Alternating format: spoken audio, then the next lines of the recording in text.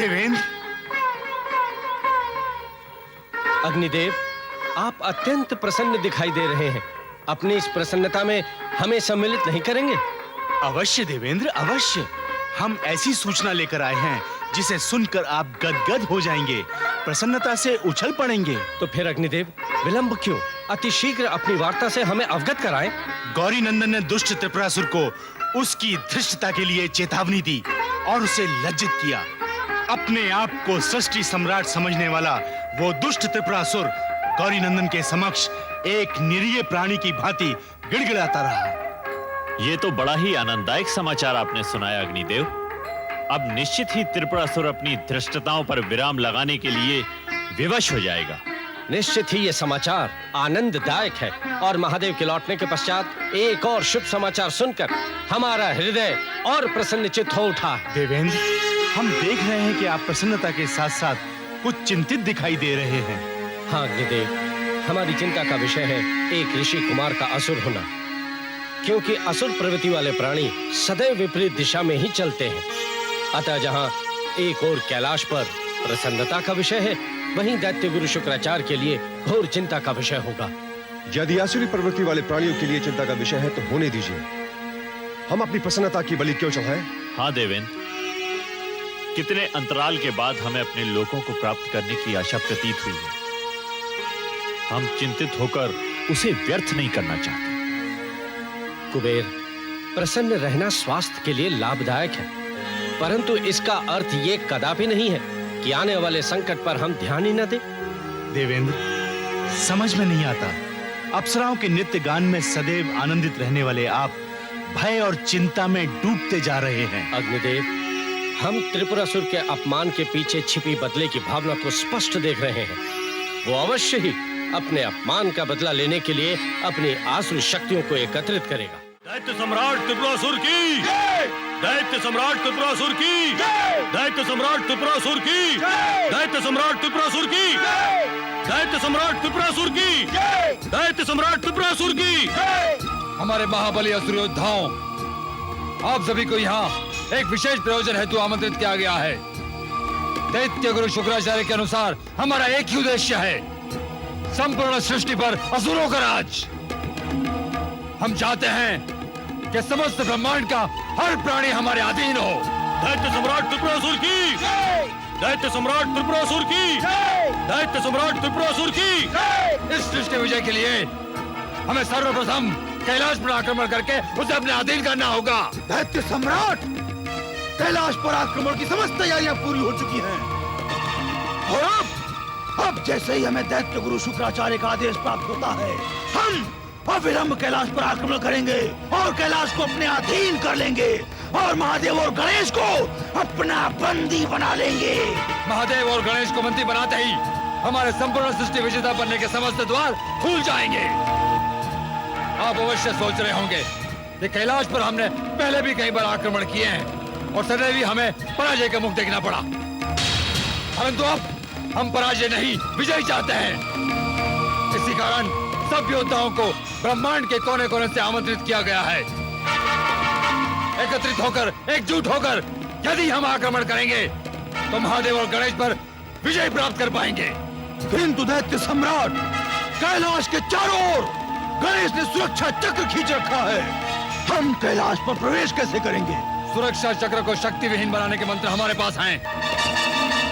मंत्रोच्चार से उस सुरक्षा चक्र को हम व्यर्थ कर देंगे और हमारी अनुमति लिए बिना महादेव को छलपूर्वक कैलाश पहुंचाने का धर्मनंदन ने जो अपराध किया है, उसका दंड हम समस्त कैलाश को देंगे। धर्मनंदन को तो उसके इस दुष्कर्म का दंड हमने दे दिया है, अब कैलाश की बारी है। हम कैलाश पर मृत्यु का ऐसा तांडव करेंगे, ऐसा तांडव करेंगे कि महादेव के आने से कैलाश पर जो हर्षोल्लास छाया है वो मृत्यु के शमशान में परिवर्तित हो जाएगा। प्रणाम गजानन। प्रणाम देवी विजया, देवी ऐश्वर्या। क्या बात है, आज आपके मुखमंडल पर प्रसन्नता की रेखाएं स्पष्ट दिखाई दे रही हैं। प्रसन्नता का विषय क्या है? हे गजानन, देवादिदेव महादेव ने आपको स्मरण किया है। पिताश्री ने स्मरण किया है? क्या पिताश्री समाधि में नहीं बैठे? नहीं गजानन, देवादिदेव भवन में ही उपस्थित हैं। हे गजानन, अब हम आपको एक ऐसी बात बताने वाले हैं जिसे सुनकर आप भी प्रसन्न हो जाएंगे। बताइए, विषय क्या हो सकता है? हे देवी विजया, प्रसन्नता का समाचार आप सुनाने जा रही हैं और विषय हमसे पूछ रही हैं। आप तो सर्वज्ञाता है विघ्नेश्वर, आप स्वयं अनुमान लगाकर बताइए। यदि अनुमान लगाने की बात है तो हमें अवश्य प्रयास करना होगा। यदि प्रसन्नता की बात है तो ये विषय अवश्य भोजन से संबंधित होगा। और यदि मातेश्वरी ने बुलाया हो तो 100% उन्होंने हमारे लिए हमारा सर्वप्रिय मिष्ठान मोदक बनाया होगा। आप सत्य ही सर्वज्ञाता है विघ्नेश्वर, परंतु गजानन अब विलंब न करे, शीघ्र चलिए। हाँ देवियों, जब से माताश्री कोप भवन से बाहर आई है तब से उनके हाथों के बने मोदक खाने के लिए मन लालायित है। ऐसा प्रतीत होता है मानो हम मोदक का स्वाद ही भूल गए, पर अब आनंद आएगा। हे गजानन, माता प्रतीक्षारत है, शीघ्र चलिए। माताश्री कहाँ है आप? माताश्री, आहा, क्या सुगंध आ रही है मोदक की। ये आप कहाँ जा रहे हैं पुत्र गणेश? हम तो यहाँ विराजमान हैं। पिताश्री, क्षमा चाहता हूँ, हमारा प्रणाम स्वीकार करें। सदा प्रसन्न रहो पुत्र गणेश। पिताश्री, मातेश्वरी द्वारा बनाए गए मोदकों ने हमारे उदर में हलचल उत्पन्न कर दी है। पिताश्री, हमारे उदर की हलचल को शांत करने के लिए सर्वप्रथम हमें माताश्री को ढूंढना होगा। क्यों नहीं पुत्र, हम मोदक मंगवाने की यही व्यवस्था कर देते हैं। देवी ऐश्वर्या, देवी विजया, देवी पार्वती से कहकर हमारे पुत्र गणेश के लिए मोदक यही मंगवाने की व्यवस्था करें। जो आज्ञा देवादिदेव। पिताश्री, मोदक का नाम सुनते ही हमारे उदर में हलचल होने लगती है, और यदि मोदक माताश्री द्वारा बनाए गए हों, तो जब तक मोदक हमारे सामने नहीं आ जाते, हमें अपने उदर को पकड़कर बैठना पड़ता है। आपको अपना उदर पकड़कर बैठने की कोई आवश्यकता नहीं है गौरी नंदन, माताश्री ने आपको मोदक का भोग लगाने की आज्ञा दे दी है। इधर उधर क्या देख रहे हो पुत्र गणेश? पिताश्री, हम देवी ऐश्वर्या को देख रहे हैं। परंतु क्यों? पिताश्री, और मोदकों के लिए। इतने से मोदकों से हमारा क्या होगा? पुत्र गणेश, आप इनका तो भोग लगाएं। देवी ऐश्वर्या मोदक और लेकर आती ही होगी। नहीं पिताश्री, ये तो क्षण भर में समाप्त हो जाएंगे और उसके पश्चात हमें अपने आप को रोकना पड़ेगा। इससे तो उचित होगा कि हम कुछ क्षण अपना उदर पकड़कर ही बैठ जाएं। गौरी नंदन, आप भोग लगाना प्रारंभ कीजिए। मातेश्वरी ने हमें आज्ञा दे दी है, अब हम देर नहीं करेंगे। आहा, लड्डू भी हैं। पुत्र गणेश, मोदक के प्रति आपका लगाव देखकर हम आपको आशीर्वाद देते हैं। भविष्य में भक्तगण सर्वप्रथम आप ही को भोग लगाया करेंगे। पिताश्री, जो भक्त हमें मोदक का भोग लगाएगा, उसकी इच्छा अति शीघ्र पूर्ण होगी। पुत्र गणेश, आपको देखकर हमें अत्यधिक प्रसन्नता हो रही है। जितनी इच्छा आपको अपना उदर शांत करने की है, उतनी ही इच्छा अपने भक्तों के कष्टों का निवारण करने की है, उनकी इच्छा पूर्ण करने की है। हाँ पिताश्री, अपने भक्तों के संकटों एवं कष्टों को हरना तो हमारा प्रथम कर्तव्य है। पुत्र गणेश, जगत कल्याण के लिए जिस प्रकार आप अपने भक्तों के दुख और संकटों को हर कर स्वयं उद्रस्त कर लेते हैं, उसी के कारण आपकी उद्राग्नि प्रज्वलित हो जाती है, जिसे शांत करने के लिए आपको स्वादिष्ट और अत्यधिक भोग लगाने की आवश्यकता होती है। इसी कारण आपकी माता श्री आपको लंबोदर कहकर पुकारती है। देवेंद्र, संकट की घड़ी अब समाप्त हो गई है, हर्षोल्लास के दिन आने वाले हैं। हाँ अग्निदेव, अब अति शीघ्र हमारे लोग हमारे अधीन हो जाएंगे। हमारे अधीन हो जाएंगे? ये आप क्या कह रहे हैं देवेंद्र? हम सत्य कह रहे हैं यमदेव। तारकासुर के वध के पश्चात इंद्रलोक, यमलोक आदि सभी लोग हमारे अधीन हो जाएंगे। तारकासुर का वध तो शिवांश की उत्पत्ति के बिना संभव नहीं है, और शिवांश की उत्पत्ति की कोई संभावना नहीं है। संभावना है अग्निदेव, संभावना है। शिवांश की उत्पत्ति की पूर्ण संभावना है, और देवी गंगे ने भी हमें संपूर्ण स्थिति से अवगत करवा दिया है। कैसी स्थिति देवेंद्र? हम कुछ समझे नहीं। देवी गंगे ने हमें यह बताया है कि माता पार्वती के गर्भ में शिवांश अंकुरित हो चुका है। क्या? शिवांश अंकुरित हो चुका है, ये आप सत्य कह रहे हैं देवेंद्र? हाँ अग्निदेव, हम सत्य कह रहे हैं। देवी गंगे ने ये भी हमें स्पष्ट रूप से बताया है कि इस शुभ समाचार को कदापि किसी को न बताया जाए, और यदि ये बात तारकासुर को पता चलेगी तो वो शिवांश के विनाश के लिए किसी भी धृष्टता पर उतर सकता है। तारकासुर का वध अर्थात हमारे लोग हमें पुनः प्राप्त हो जाएंगे, अर्थात हमारे स्वजनों से मिलने की घड़ी समीप आ रही है। हमारे हर्षोल्लास के दिन क्या इतने निकट आ गए हैं देवेंद्र? जो देवादिदेव महादेव और गजानन गणेश के छत्र छाया में हो, उनसे हर्षोल्लास कब तक दूर रह सकता है? संकट के बादल अब छट चुके हैं। संकट के बादल अभी छटे नहीं है देवेंद्र, अभी तो और भी घने हो गए हैं। ये आप क्या कह रहे हैं पवन देव? आप इतने आतंकित क्यों दिखाई दे रहे हैं? आतंक का तो विषय ही है देवेंद्र, हम पर ही नहीं समस्त कैलाश पर घोर संकट आने वाला है। कैसा संकट पवन देव, आप स्पष्ट क्यों नहीं बताते? त्रिपुरासुर और संहारकासुर अपनी लक्ष्यवाहिनी सेना को लेकर कैलाश पर आक्रमण करने आ रहे हैं। क्या कैलाश पर आक्रमण करने आ रहे हैं? हाँ देवेंद्र, हम अभी अभी उनकी पूरी तैयारी देखकर आ रहे हैं। संहारकासुर तो पहले भी कई बार गजानन गणेश से पराजित होकर वापस लौट चुका है। अब त्रिपुरासुर का ऐसा दुस्साहस। हाँ देवेंद्र, और इस बार संहारकासुर और त्रिपुरासुर के साथ कंदुकासुर और लक्ष्यवाहिनी सेना भी है। इतनी विशाल सेना के साथ कैलाश पर आक्रमण करने का पूर्वाभास हमें आतंकित कर रहा है पवन देव। इस घोर संकट से हमें संकटहर्ता गजानन ही उबार सकते हैं। हमें अविलंब गजानन के समक्ष चलना चाहिए। अनर्थ हो गया गजानन, अनर्थ हो गया। देवगण, हम समझ नहीं पा रहे हैं कि ऐसे उल्लासपूर्ण वातावरण में आप लोग इस प्रकार भयभीत क्यों हैं, और ये किस अनर्थ की बात कर रहे हैं आप? गजानन, संभवतः त्रिपुरासुर आपकी चेतावनी के पश्चात भी धृष्टता करने पर उतारू है। किस प्रकार की धृष्टता करना चाहता है वो दुष्ट? गजानन, त्रिपुरासुर एक विशाल आसुरी सेना के साथ कैलाश विजय के लिए निकल पड़ा है। अति शीघ्र वो कैलाश पर आक्रमण करने वाला है। त्रिपुरासुर और उसकी सेना को ऐसे नीचता भरे विचार को फलीभूत करने का दंड अवश्य भुगतना होगा, परंतु उसके पास इतनी विशाल सेना का होना प्रश्न सूचक है।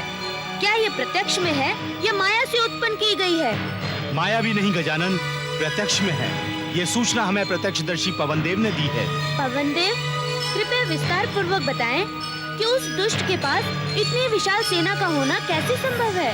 गौरीनंदन, हम कैलाश पर विचरण कर उसका आनंद ले रहे थे, तो हमने देखा कि एक विशाल सेना को त्रिपुरासुर संबोधित कर रहा है। प्रश्न त्रिपुरासुर के संबोधित करने का नहीं है पवनदेव, प्रश्न है एकत्रित होने का। उनका एकत्रीकरण शुक्राचार्य की रणनीति और तारकासुर के आदेश से हुआ है। गौरीनंदन, संपूर्ण सृष्टि से असुरों को एकत्रित किया गया और शुक्राचार्य की रणनीति है कि वो कैलाश विजय के पश्चात संपूर्ण सृष्टि पर विजय पताका लहराना चाहता है। ये असंभव है अग्निदेव, ये असंभव है। पिताश्री के कैलाश लौटने के पश्चात दैत्य गुरु शुक्राचार्य के मन में ये विचार आया भी कैसे? संभवतः त्रिपुरासुर जैसी अमोघ शक्ति प्राप्त करने के पश्चात ही शुक्राचार्य के मस्तिष्क में ऐसे तुच्छ विचारों को बल मिला। परंतु विचारों को बल मिलने से वो स्वयं तो बली नहीं हो जाएंगे, हमारे प्रहारों को काटने का बल वो कहाँ से लाएंगे? क्षमा करें गौरीनंदन, आपके शस्त्र प्रहारों को काटने की आवश्यकता ही कहाँ है। जब तक त्रिपुरासुर उनके साथ है, वो आपके प्रहारों को आपके ही नाम का स्मरण करके विफल करने का दुस्साहस करेगा। हाँ गौरीनंदन, वे असुर ऐसी ही वार्ता कर रहे थे। विघ्नेश्वर, इस प्रकार वो हमारे ही प्रहारों को हम पर ही लौटाने में सफल हो जाएंगे। और हो न हो, जब प्रहार लौट कर आएगा तो वो हमारा भी अनिष्ट कर सकता है गौरीनंदन। हम भी यही सोच रहे थे देवेंद्र। ऐसी स्थिति में हम उनसे युद्ध कैसे कर सकेंगे, और यदि युद्ध किया भी तो उसका परिणाम क्या होगा, ये हम स्पष्ट जान रहे हैं। ऐसे युद्ध से क्या लाभ गौरीनंदन, जिसमें पराजय निश्चित हो? यमदेव, पराजय से पूर्व ही पराजय मान लेना हम देवता गणों को शोभा नहीं देता। किंतु ऐसा विचार करने के अतिरिक्त हमारे पास मार्ग ही क्या है? मार्ग है अग्निदेव, मार्ग है। यदि विधाता ने सृष्टि पर किसी समस्या को उत्पन्न किया है तो उसका निवारण भी बनाया है। आवश्यकता है तो उसे ध्यान पूर्वक ढूंढने की। परंतु त्रिपुरासुर नामक समस्या का निवारण होगा ऐसा प्रतीत नहीं होता। इसका भी निवारण है इंद्रदेव, और इसका निवारण करेंगी माता सरस्वती। माता सरस्वती? हाँ इंद्रदेव, इसका निवारण अवश्य ही माता सरस्वती के पास होगा। पवनदेव, आप अति शीघ्र ब्रह्मलोक जाकर संपूर्ण घटना माता सरस्वती को सुनाएं। और हमारी ओर से निवेदन करें कि वे अतिशीघ्र यहाँ आकर इस विकट परिस्थिति में कैलाश की रक्षा करें। जो आज्ञा गजानन।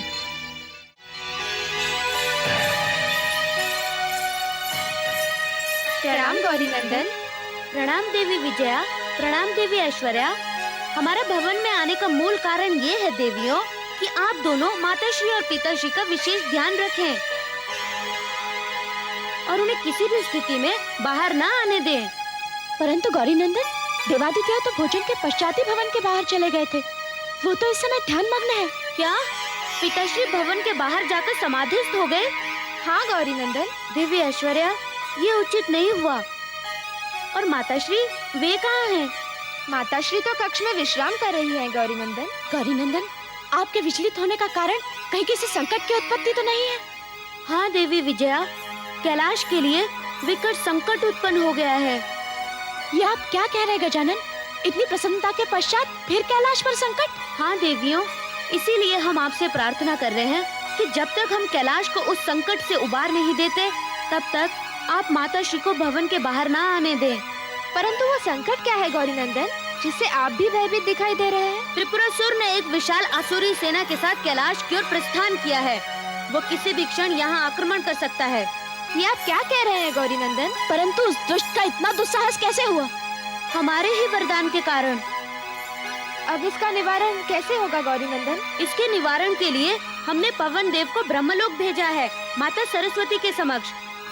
अब वे ही कैलाश को इस संकट से उबार सकती हैं।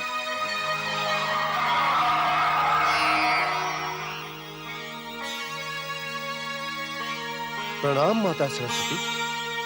कल्याणमस्तु। ब्रह्मलोक में आपका स्वागत है। सब कुशल तो है पवन देव? कुशलता ने तो संपूर्ण कैलाश से ही संबंध तोड़ लिया है माता। तो क्या कैलाश पर पुनः कोई नया संकट आ गया पवन देव? हाँ माता, दैत्य सम्राट त्रिपुरासुर बहुत बड़ी सेना लेकर कैलाश पर आक्रमण करने की योजना बना रहा है। आक्रमण तो असुरों ने पहले भी कई बार किया है, परंतु गजानन की शक्ति के समक्ष हर बार परास्त होकर उन्हें लौटना पड़ा है। पराजित होने का भय तो अब हम सभी को आतंकित करने लगा है माता। विघ्नहर्ता गणेश के रहते आतंक का प्रश्न ही कहाँ उठता है पवन देव। गजानन गणेश के पास इस समस्या का कोई न कोई समाधान अवश्य होगा। समाधान तो है माता, परंतु वे त्रिपुरासुर को वरदान देकर उस पर प्रहार करने का अधिकार खो चुके हैं। इसीलिए गजानन गणेश ने इसका समाधान आपसे मांगा है। गजानन गणेश का आदेश शिरोधार्य है पवन देव। त्रिपुरासुर और संघारकासुर से कैलाश को सुरक्षित रखने का कोई न कोई हल तो निकालना ही होगा। परंतु माता, यदि आप त्रिपुरासुर के शब्दों में क्षणिक परिवर्तन ला दे तो। क्षणिक परिवर्तन से आपका क्या अर्थ है पवन देव? हे माता, आपको तो ज्ञात ही होगा कि त्रिपुरासुर को गजानन गणेश का वरदान प्राप्त है। वरदान की सत्यता हमें भली भांति ज्ञात है पवन देव, और हमें ये भी ज्ञात है कि अपने ऊपर हुए किसी भी प्रहार को त्रिपुरासुर ओम गंग गणपतये नमः का जाप करके विफल कर देता है। हाँ माता, गणेश की स्थिति सदैव त्रिपुरासुर की रक्षा कर देती है। अर्थात यदि उसकी स्तुति में परिवर्तन आ जाए तो उसका अर्थ ही बदल जाएगा। हाँ माता, आपकी ये कृपा कैलाश की रक्षा कर सकती है। यदि ये कैलाश की सुरक्षा का प्रश्न है तो हमें त्रिपुरासुर के मुख से निकली गणेश स्तुति को परिवर्तित करना ही होगा। गौरी नंदन, मति भ्रष्ट हो गई है दैत्य गुरु शुक्राचार्य की, जो निरंतर इस प्रकार के कुचक्र रच रहे हैं। बात कुचक्र की नहीं है इंद्रदेव, बात है उनकी विवशताओं की। देवताओं से सदैव उलझते रहना उनकी सबसे बड़ी विवशता है, जिसके लिए उन्हें चाहे युद्ध ही क्यों न करना पड़े। परंतु ऐसी भी क्या व्यवस्था है दैत्य गुरु की, जिसके कारण वे अपने से बड़ों को सम्मान देना भी उचित नहीं समझते। अग्निदेव, जो प्राणी अपने से बड़ों को सम्मान न दे सके, समझ लेना चाहिए कि उस प्राणी का अपनी इंद्रियों पर नियंत्रण नहीं है। परंतु ये कैसे संभव हो सकता है गजानन कि दैत्य गुरु शुक्राचार्य का अपनी इंद्रियों पर से नियंत्रण ही छूट जाए और वो उनके वश में ही नहीं रहे? वश में है देवेंद्र, परंतु उनका अपने अहंकार पर नियंत्रण नहीं है, और यही अहंकार उन्हें देवताओं से मित्रता के स्थान पर शत्रुता करने पर विवश करता है। अनर्थ हो गया गौरी नंदन, अनर्थ हो गया, अनर्थ हो गया। हे गौरी नंदन, त्रिपुरासुर और संघारकासुर अपने साथ एक विशाल सेना लेकर कैलाश पर पहुंच गए हैं। हे गजानन, आपके द्वारा रचित सुरक्षा चक्र त्रिपुरासुर उसकी विशाल सेना के मार्ग में तनिक भी बाधा उत्पन्न नहीं कर सकता। हम जानते हैं नंदीश्वर। क्या आप जानते हैं? और फिर भी आपने उसे सुरक्षा चक्र के भीतर प्रवेश करने दिया। गौरी नंदन, सुरक्षा चक्र की परिधि ही वो स्थान था जहां हम त्रिपुरासुर को आगे बढ़ने से रोक सकते थे। अग्निदेव, हमने स्वयं उस सुरक्षा चक्र को कुछ क्षणों के लिए हटा लिया है, परंतु त्रिपुरासुर ये समझकर प्रसन्न हो रहा है कि उसकी शक्ति के समक्ष हमारे द्वारा बनाया गया सुरक्षा चक्र शक्ति विहीन हो गया और यही उसमें अपनी शक्ति के लिए अहंकार उत्पन्न करेगा। उसका यही अहंकार उसकी पराजय के लिए पर्याप्त होगा। गौरीनंदन, ये जानते हुए भी कि सारे शस्त्रों को निष्फल करने के लिए उसके पास आपके नाम का अमोघ शस्त्र है और केवल उच्चारण मात्र से वो समस्त अस्त्रों शस्त्रों को निष्फल कर सकता है, फिर भी आपने उसे कैलाश पर आने का आमंत्रण दे दिया। आश्चर्य है। हमने आमंत्रण अवश्य दिया है इंद्रदेव, परंतु त्रिपुरासुर को नहीं, उसकी मृत्यु को। त्रिपुरासुर इस बार जीवित नहीं जा सकेगा। यदि आप कह रहे हैं तो अवश्य ऐसा ही होगा, परंतु उसकी मृत्यु का उपाय तो अभी तक नहीं मिल सका। उपाय मिल गया है देवेंद्र, और उसी उपाय की व्यवस्था हेतु हमने पवन देव को माता सरस्वती के समक्ष भेजा है। परंतु इसकी अभी तक सूचना नहीं मिल पाई है कि पवन देव की भेंट माता से हुई या नहीं। और यदि पवन देव की भेंट माँ सरस्वती से नहीं हुई तो, या दैत्य गुरु ने उनके मार्ग में कोई व्यवधान उत्पन्न किया तो? अब और समय नष्ट न करते हुए हमें अतिशीघ्र यह आक्रमण की सूचना देवाधिदेव महादेव तक पहुंचा देनी चाहिए। नहीं देवेंद्र, इसकी आवश्यकता नहीं है। पिताश्री समाधिस्थ हैं और माताश्री विश्राम गृह में हैं। और हमारे होते हुए उन्हें किसी भी व्यवधान का सामना करना पड़े, ये हम कदापि सहन नहीं कर सकते। उचित तो हमें भी नहीं लगेगा, किंतु परिस्थितियां कुछ ऐसी हैं कि हमें देवाधिदेव महादेव को सूचित करना ही होगा। अग्निदेव, आपके ललाट पर उस दुष्ट त्रिपुरासुर के आतंक का भय हमें स्पष्ट दिखाई दे रहा है। हमें लज्जा आ रही है कि आप जैसा शक्तिशाली देवता, जिसकी ज्वाला की तपन से संपूर्ण ब्रह्मांड कंपायमान हो उठता है, वो आज एक तुच्छ दैत्य से भयभीत हो गया है। क्षमा करें गौरी नंदन, कुछ क्षणों के लिए हम विचलित हो गए थे। अग्निदेव, युद्ध जैसी विलक्षण घड़ी में प्राणी का सबसे बड़ा शस्त्र होता है उसका आत्मविश्वास। मन और मस्तिष्क में युद्ध को जीतने की लालसा यदि अडिग है, तो प्राणी कितनी भी बड़ी समस्या पर विजय प्राप्त कर सकता है। विघ्नेश्वर, वो देखिए, त्रिपुरासुर अपनी सेना लेकर हमारे समक्ष पहुंच चुका है।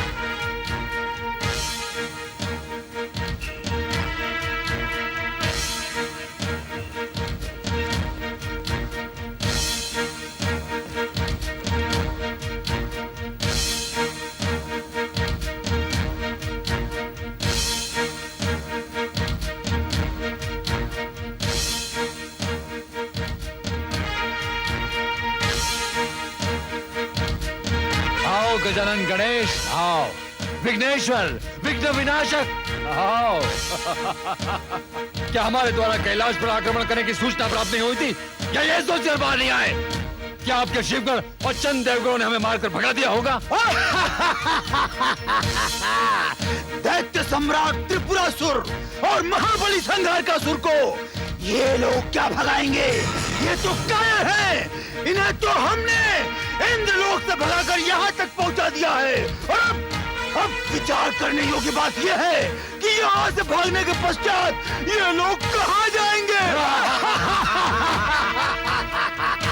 संहारकासुर, यदि कैलाश पर आक्रमण करने की अपनी पिछली भूल याद हो, तो तुमने पुनः कैलाश पर आक्रमण करने की योजना बनाकर बहुत बड़ी भूल की है। उस भूल का सुधार इस बार कर दिया जाएगा गौरी नंदन। नहीं त्रिपुरासुर, संहारकासुर की इस भूल को भविष्य में कभी भी नहीं सुधारा जा सकेगा। त्रिपुरासुर, तुमने आज कैलाश पर आक्रमण करके ये सिद्ध कर दिया कि जब जब असुरों की मृत्यु निकट आती है, वो सब एकत्र होकर कैलाश पर आक्रमण करने की मूर्खता करते हैं। मूर्खता तो आपने की हमें वरदान देकर गजानन गणेश। अब देखना आपके वरदान से आपकी सेना को कैसे समाप्त करता है ये त्रिपुरासुर। अवश्य त्रिपुरासुर, हमने भूल की है तुम जैसे असुर को वरदान देकर, और इसका प्रायश्चित हमें अपनी भूल को सुधार कर करना होगा। परंतु तुम हमारे वरदान का अनुचित लाभ उठा सकोगे, हमारे रहते हुए ऐसा स्वप्न मत देखो। आज इस स्वप्न को ही साकार करने आया है त्रिपुरासुर। बहुत बोल चुके हैं दुष्ट। अब हमारे वज्र का एक ही प्रहार तुम्हें स्वप्न लोक से इस युद्ध स्थल पर ला सकता है। व्यर्थ में प्रलाप मत करो और अब हमारे प्रहार का सामना करो।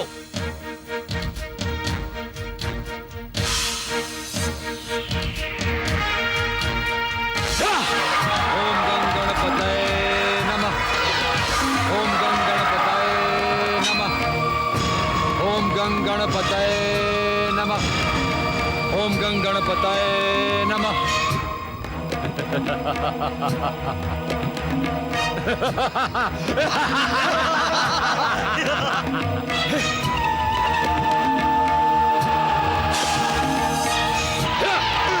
ओम गं गणपतये नमः। ओम गं गणपतये नमः। ओम गं गणपतये नमः।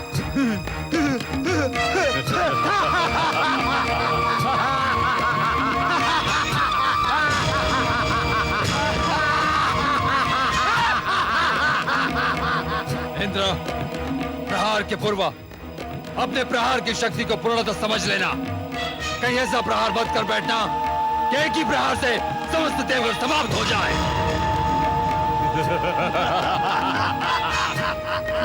ये बालकों की भांति प्रसन्न होना बंद करो त्रिपुरासुर और युद्ध करो। बालक हम नहीं, तुम हो गणेश, तुम। और ये देवेंद्र ने नहीं, हमने कहा था और अब भी हम कहते हैं कि तुम बालक हो। तुम्हें युद्ध क्षेत्र में नहीं, अपनी माँ के आंचल में होना चाहिए था।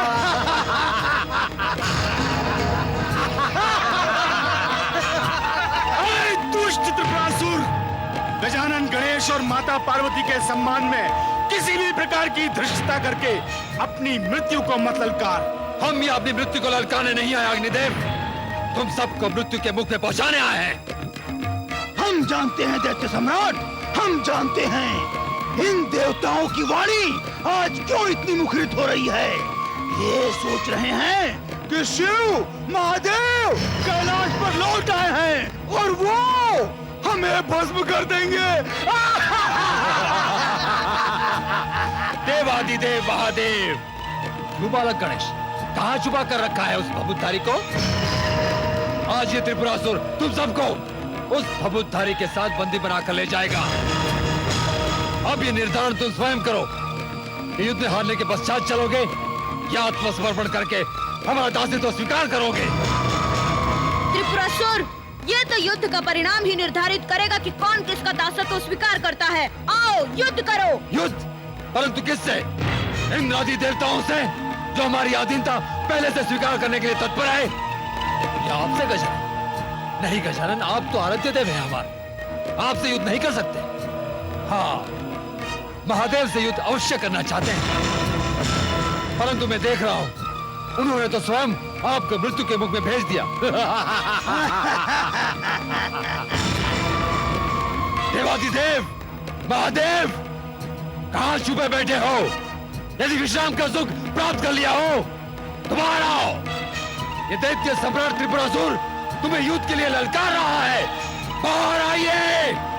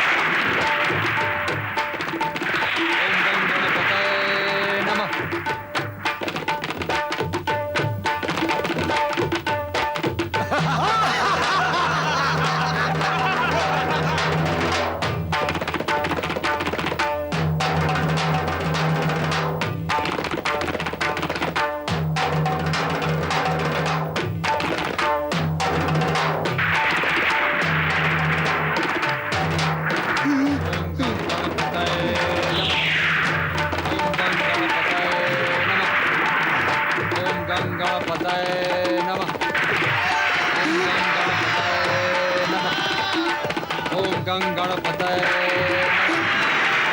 ओम गं गणपतये नमः ओम गं गणपतये नमः ओम गं गणपतये नमः ओम गं गणपतये नमः ओम गं गणपतये नमः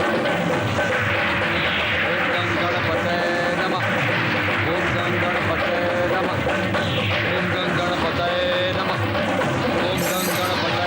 नमः स्मरण कीजिए सम्राट जपिए मंत्र जपिए रक्षा कीजिए स्मरण नहीं आ रहा है